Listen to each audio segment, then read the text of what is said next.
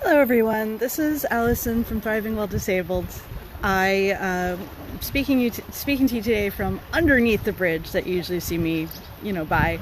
It's a little warm today, and I thought a little shade would be nice. And I'm also hoping that there'll be a few of the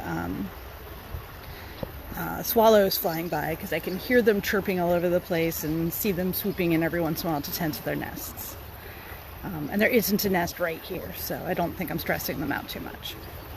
So let's talk about stress a bit. Stress comes in all forms, physical and physiological and psychological. There's lots of different forms of stress. The bad news is our body interprets all stress exactly the same way, which is as a signal to get ready, to run or fight or hide. And what that means is every time we're experiencing stress, no matter what form, our bodies get ready and pump adrenaline and cortisol and other chemicals through our system. There's a whole process that our bodies go through, and I wrote about it in my most recent post, and I'll be linking that in here too. But that stress, every time our bodies start reacting and sending those signals, and that one of the side effects of that process is actually our immune system gets weakened a bit, because energy isn't going into our immune system. The energy is going to other places to make sure that, we don't die in that moment, because that's how our brains process stress, as a risk to life and limb. So that's the first part of this. It's just be aware that whatever you're feeling stressed about, your body is going to interpret it as something to respond to and put that kind of energy together. The other day I was listening to a talk about a stress expert, and she said that the newest theory is actually that we are always in somewhere near that state of stress. And the solution for that is actually to keep taking micro breaks, she referred to it as. And so that's taking a moment as often as you can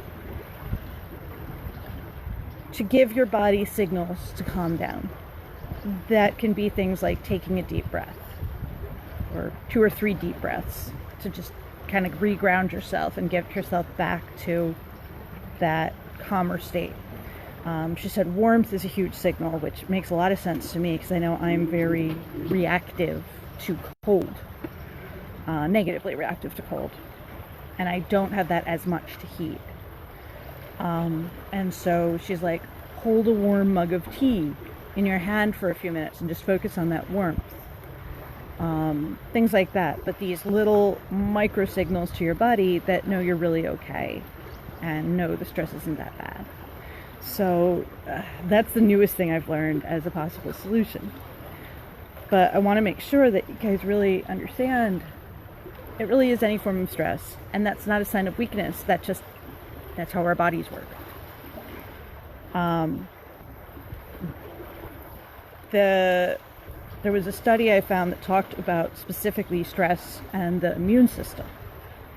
And what they basically did in that study was they looked at a whole bunch of different research studies that had been done and did comparisons between levels of stress that they could quantify and immune system functioning.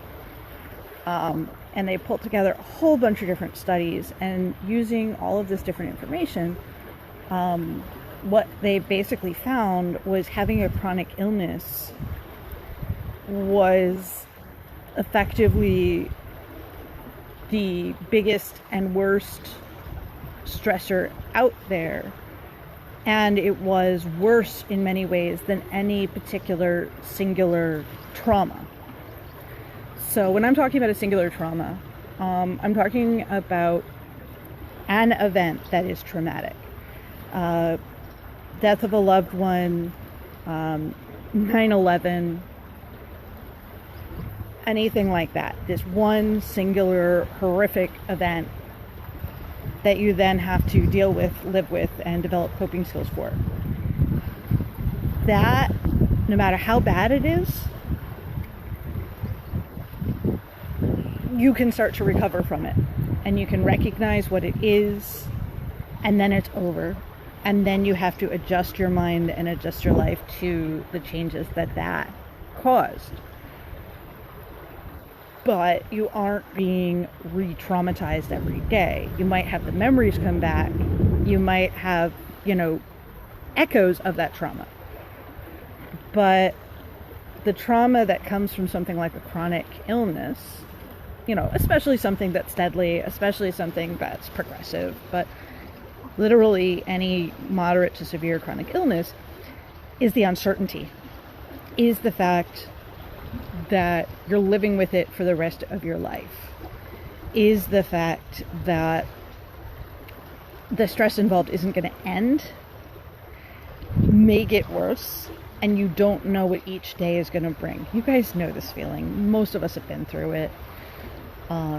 Where you don't know what it's going to be like when you wake up in the morning, and you don't know how good or bad you're going to be, and you have to cancel plans because you're not doing as well as you hoped you would, or adjust plans or whatever. But your life becomes much less predictable, and every day it's happening again, or it's still happening, or it's repeating itself. And that's just very different from a singular trauma. And so I first want to say, take a moment and just recognize that. What you are dealing with is something that medical scholars are recognizing as a huge stress, and one that has a ginormous impact on your quality of life and on your immune system and on your ability to move forward. So even if the condition that you have has nothing to do with the immune system, your immune system is still going to be impacted simply because of the stress of your condition. Yeah. I do want to do a very brief comparison to COVID. This is the one way that I think COVID is like having a chronic illness. We very simply don't know what the next day is going to bring from COVID, because that's just what's happening. You don't know if there's going to be an outbreak in your area. We don't know how severe or long-lasting the effects are going to be. You don't know if you catch it, whether you're going to be one of the people who just, has a headache for a few weeks, or if you're going to be one of the people who's, put on, intubated if you're lucky, and put on a ventilator if you're lucky. So it's that kind of thing. And so in that sense, people might be able to have some more empathy than usual for managing a chronic illness if you put it in that perspective. However, COVID is external. It's going on outside of your body, and your body is still as reliable as ever, or in our case, unreliable as ever. So it's not a full comparison, and it's not the same, because we're still dealing with all of the stress of COVID on top of the stress of our chronic illness, on top of the other stresses in our life. So I think that's an important thing to recognize. But yeah, so they've proven that stress itself decreases your immune response, makes your immune system work harder to do less, and makes it less effective. And so if you get people talking about COVID and, well, wait, but you don't have an immune... No, you're right. Maybe you don't. I don't. But I know that if I get a cold, I'm not sick for a week or two. I'm sick for 2 to 4 weeks. That's just a cold. And it usually turns into something else. You know, it's not just I have a cold. It turns into something else because my immune system's weaker. And why is my immune system weaker? Because I've got the stress of having a chronic condition. And that stress in and of itself is enough to weaken my immune system. The paper I'm talking about is directly referenced in my post if you want to read more about it. It is a scientific paper, so it's a bit heavy, but I found it pretty fascinating. And they talk about the mechanisms of how the immune system is weakened, which I think is really important. So that brings it back to what can I do? Well, like I said, the other day I saw an expert in stress saying that the newest theory is actually that because most of society tends to be in this state of like hyper arousal about immune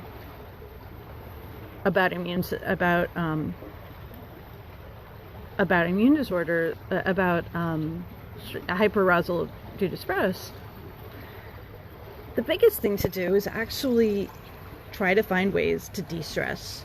And what they were saying was that this de-stressing process can be these little micro steps. Hold a cup of warm tea and focus on the warmth. Take 2 or 3 deep breaths. Do some short meditation sessions. Things like that.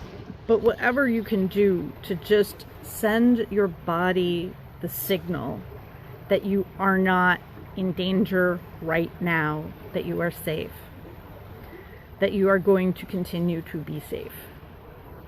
So that's the thing I want to leave you with. The bad news is, yeah, our immune systems are weaker simply because we've got chronic conditions. But that's been proven now. That's scientific fact. And that's a tool. Use that tool to help protect yourself. And part of it is if you're getting, weirdness or stress or agita or whatever from people around you, make them aware that simply having a chronic condition is enough to impact your immune system and increase your risk of catching anything and increase your risk of having a bad reaction to any infection. And the second part is use that knowledge to help you take care of yourself by telling your body to relax. Spend some time coloring, if that's your thing. Knit or whatever it is that will give you a sense of safety, a sense of relaxation, a sense that things are okay. Do that for yourself as often as you can so that you have reassured your body and sent those physical signals through yourself to reduce your stress and let your body know that no, really, even though you have concerns, you're okay. All right?